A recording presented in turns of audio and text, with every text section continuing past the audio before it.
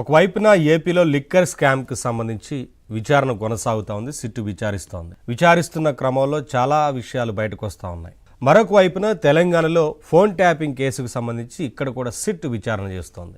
ఇందులో కూడా చాలా విస్తుపోయే విషయాలు, ఆశ్చర్యాన్ని కలిగించే విషయాలు, చాలా విషయాలు బయటకు వస్తూ ఉన్నాయి. ఎందుకంటే చాలామంది ఫోన్లు ట్యాప్కి గురయ్యాయనేది ఇప్పుడిప్పుడు చాలా విషయాలు బయటపడతా ఉన్నాయి. వారందరికీ కూడా నోటీసులు ఇచ్చింది సిట్టు.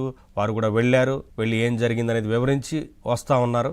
ఈ క్రమంలో చాలా విషయాలు వెలుగులోకి వస్తున్నాయి.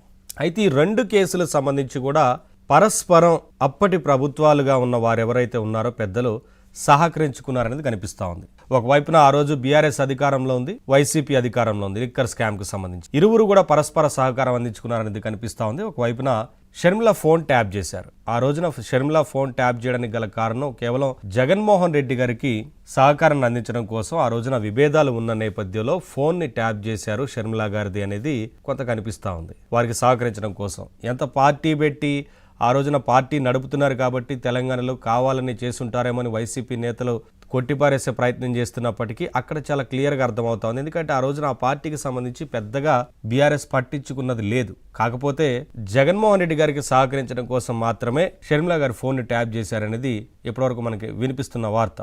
తర్వాత లిక్కర్ స్కామ్ నిందితులకు సంబంధించి ఇక్కడ ఎవరైతే ఫోన్ ట్యాపింగ్ కేసులో ప్రధాన నిందితులుగా ఉన్నారో వారికి దుబాయ్లో స్థిరాస్తులు కొనుగోలు చేయగా అక్కడ ఆశ్రయం ఇచ్చారు. ఎవరైతే లిక్కర్ స్కామ్కి సంబంధించిన నిందితులు ఉన్నారో వారికి అక్కడ ఆశ్రయం ఇచ్చారనేది కనిపిస్తోంది. అయితే కొంతకాలం పాటు వారితోనే ఆ ఫ్లాట్లో కూడా ఉన్నారు అనేది కనిపిస్తోంది. అక్కడేమో స్థిరాస్తులు కొనుగోలు చేశారు. అలాగే ఇక్కడ లిక్కర్ స్కామ్కి సంబంధించిన నిందితుడి విషయంలో అక్కడ శ్రవణ్ రావు వారి ఫ్లాట్లో, దుబాయ్లో ఉన్న ఫ్లాట్లో ఇక్కడ లిక్కర్ స్కామ్ నిందితులందరినీ కూడా తీసుకెళ్లి అక్కడ ఆశ్రయం ఇచ్చారనేది కనిపిస్తోంది. అక్కడ స్థిరాస్తులు కొనుగోలు చేశారు. ప్రధాన నిందితుడు శ్రవణ్ రావుకి సంబంధించి అక్కడ విషయం. ఇక లిక్కర్ స్కామ్ నిందితుడు ఎవరైతే ఉన్నారో రాజ్ కసిరెడ్డి పెద్ద మొత్తంలో భూములు హైదరాబాద్లో కొనుగోలు చేశారనేది కనిపిస్తూ ఉంది. స్థిరాస్తులు కొనుగోలు చేశారు హైదరాబాద్లో. దీనికి ఇక్కడ బీఆర్ఎస్ సహకారం అందించింది అనేది చాలా క్లియర్గా తెలుస్తూ ఉంది. ఈ అన్ని కోణాల్లో కూడా విచారణ అయితే కొనసాగుతూ ఉంది. ఇంకా తదుపరి విచారణ జరిగిన తర్వాత ఏంటి అనేది పూర్తి స్థాయిలో విషయాలు బయటకు వచ్చేందుకు అవకాశం ఉంటుంది.